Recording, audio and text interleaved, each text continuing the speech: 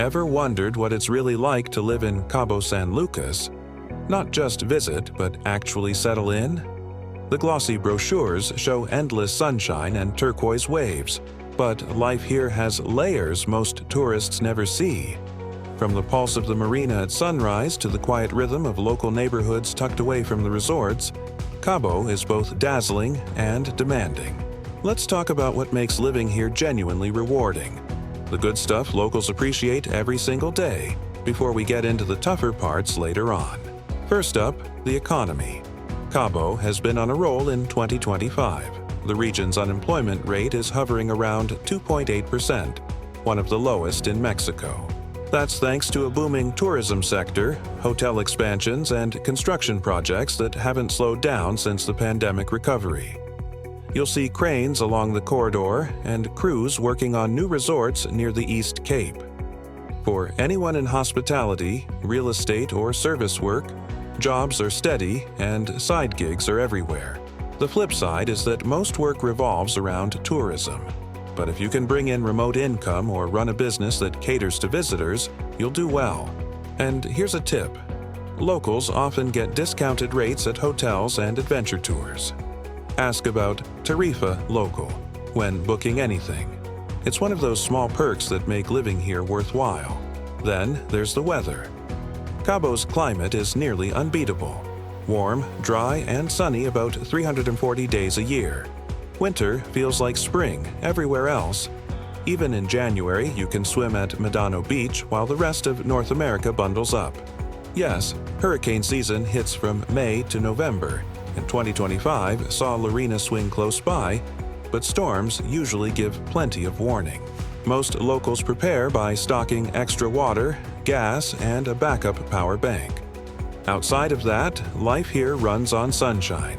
You'll find yourself organizing your day around the light. Morning surf sessions, late lunches when the heat peaks, evening walks once the air cools. It's the kind of rhythm that naturally slows you down in the best way. One of Cabo's biggest strengths right now is its connectivity. Los Cabos International Airport handled nearly 7.5 million passengers last year and continues expanding in 2025. New flights to and from Vancouver, Dallas, and Phoenix make it easy to stay connected without the chaos of a huge urban hub. That means quick trips home, seamless supply deliveries, and more competition among airlines. So fares are a little more reasonable than they used to be. For residents, it also means better import availability. Need a part for your laptop or a new camera lens?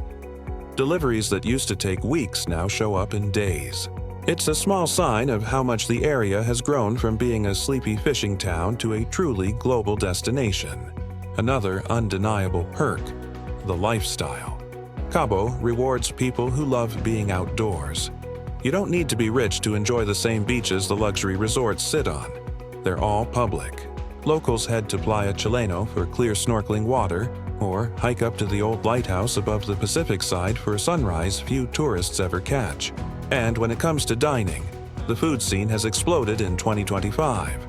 New restaurants from Mexico City chefs, farm-to-table eateries in San Jose del Cabo, and family taquerias hidden behind gas stations. Cabo's food is serious business now. Even grocery shopping has improved. The new organic market near El Tizal offers fresh produce from Todos Santos farms at fair prices. Learn which stalls to buy from, and you'll save big while eating well. Community is another thing people overlook. Sure, Cabo attracts big-money vacationers, but the real heartbeat is the locals and long-timers who keep it all running. There's a tight network of people who look out for each other, whether it's sharing storm updates or giving rides when taxis surge after a downpour. English and Spanish blend everywhere. One conversation might switch languages 3 times, and everyone rolls with it. It's surprisingly inclusive, especially compared to other resort towns.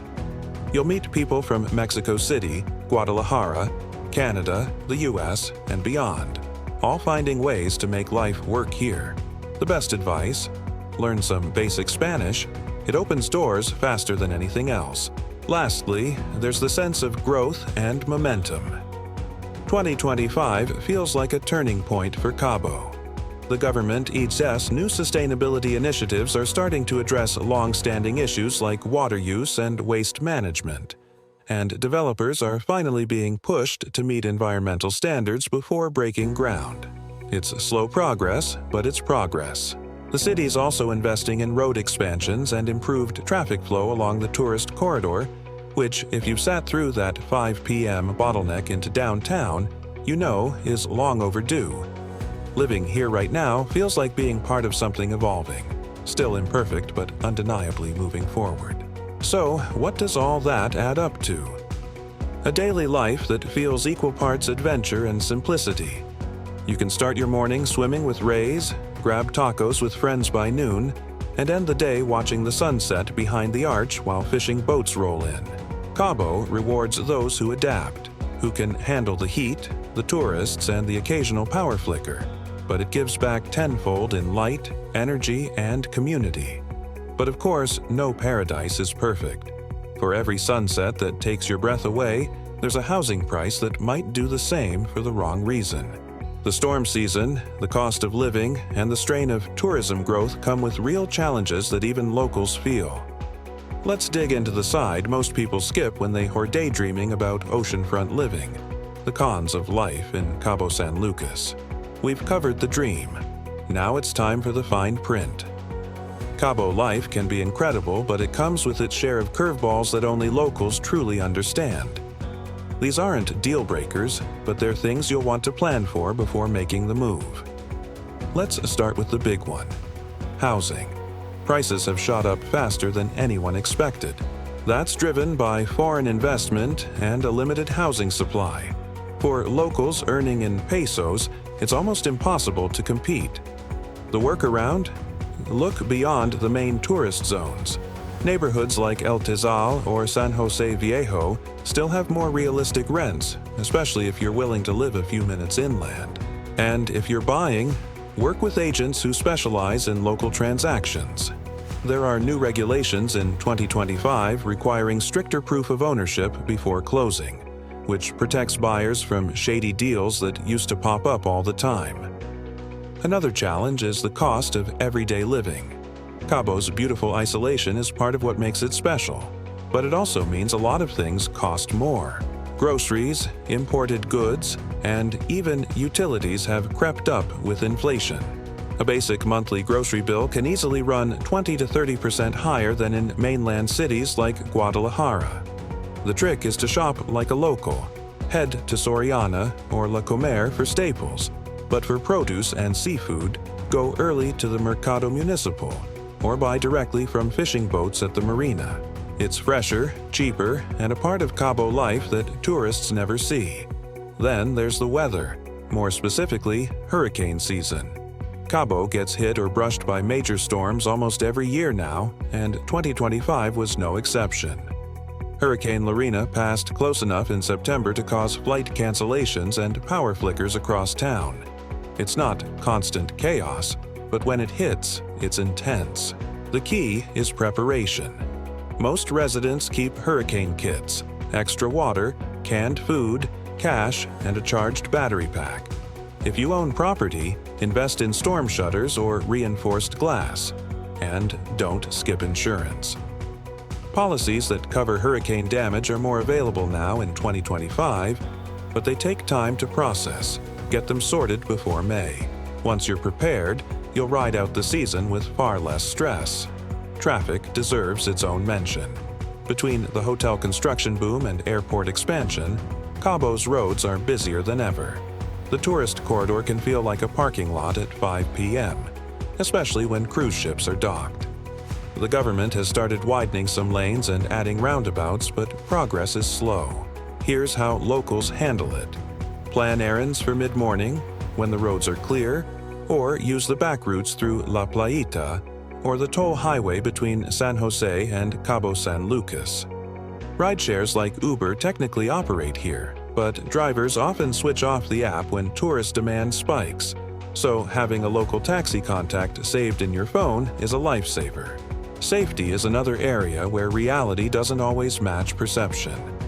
Cabo is one of the safer regions in Mexico, but petty theft still happens, and you'll occasionally hear about issues outside the main zones. Tourists rarely notice it, but locals know which areas to avoid late at night. Keep valuables out of sight in cars, and don't rely solely on security guards in gated communities. They rotate often. The good news is that community watch groups have become more active in 2025. WhatsApp neighborhood chats are surprisingly effective here. People share alerts, traffic updates, even lost pet notices. Staying plugged into one of those networks keeps you informed faster than the news ever could. And then there's the invisible challenge: water and infrastructure strain. With all the growth, Cabo's utilities are under serious pressure. Water shortages hit some neighborhoods in 2025, especially during peak tourist season. The desalination plant expansions are underway, but not finished yet. Until then, many residents rely on water trucks called pipas to refill their tanks. It sounds inconvenient, but it's just part of local life. The trick is to monitor your water tank levels weekly and schedule deliveries early, before the rush on weekends. The silver lining is that sustainability has become a major focus this year, with stricter building codes requiring hotels to install water recycling systems. Progress is happening. It's just not instant. Finally, let's talk about wages. The job market might look great on paper with that 2.8% unemployment rate, but most of those jobs are in hospitality, where pay can be unpredictable. Many workers depend heavily on tips, and during off-season months, income can dip sharply. If you're moving here without remote income, be ready to supplement with side work or a small business. A lot of locals run tours, rentals, or service-based hustles that thrive when tourism peaks. The positive spin? Cabo's economy is flexible. So yes, Cabo has its share of challenges: rising prices, crowded roads, seasonal storms, and the balancing act between paradise and practicality. But most locals will tell you it's worth it. You learn to adapt, you plan ahead, and soon enough it becomes second nature. Now, after seeing both sides, the sunshine and the storm, how does Cabo really measure up? Is it still worth calling home? Or does the reality outweigh the postcard? Let's break it down and see where Cabo San Lucas truly stands. Cabo San Lucas is one of those rare coastal cities that can feel like paradise and chaos at the same time. On one hand, you've got stunning beaches, year-round sunshine, and a surprisingly strong sense of community for such a tourist-driven town. The food scene is top-notch: seafood, farm-to-table spots, and laid-back cantinas, and the cost of living is still noticeably lower than in most U.S. coastal cities. But on the flip side, housing has gotten expensive, traffic is rough during tourist season, and long-term job options outside of tourism can be limited. Power and water outages still happen, and daily life here moves on Baja time, which can either be charming or frustrating, depending on your patience level. Compared to places like Puerto Vallarta, Cabo feels drier, newer, and more Americanized. Puerto Vallarta has that lush jungle backdrop and a more walkable old town vibe, while Cabo leans toward resort living and spread-out suburbs. Cabo is also more expensive, about 10 to 15% higher rent on average, but it makes up for it with newer infrastructure and stronger Wi-Fi, which has turned parts of the city into an emerging remote work hub. Versus Playa del Carmen, Cabo has fewer digital nomads but far fewer scams and a stronger sense of safety. Playa feels more international and humid. Cabo feels quieter, cleaner, and just a bit more upscale. Think ocean sunsets instead of Caribbean sunrises, different energies entirely. If you crave sun, open air, and don't mind paying extra for imported groceries, Cabo is a solid choice. It is ideal for people who can work remotely or seasonally and want a place that balances nature with modern comfort. You'll fit right in if you value freedom, ocean views, and that slower Baja rhythm. But if you need reliable infrastructure, public transit, or consistent year-round work outside of hospitality or real estate, Cabo will test your patience. It's also not the easiest city to live car-free in. Distances can be long, and taxis add up quickly. Daily life is all about trade-offs. You give up convenience for atmosphere, predictability for sunshine. For me, Cabo is a place that reminds you to slow down. You learn to measure your days in ocean tides instead of deadlines. The sunsets make up for the power flickers, and the sound of waves is louder than the complaints about cost or traffic. It's not perfect, but that's kind of the point. It rewards people who can adapt, who don't need everything to run on a clock. So if you're someone who values calm over convenience, connection over chaos, Cabo might just be your place. And if you've already lived here, you know exactly what I mean. There's no going back to a 9-to-5 city after a Baja sunset. If you enjoyed the video and would like to see more deep dives into other cities, make sure to hit the like button and subscribe for more.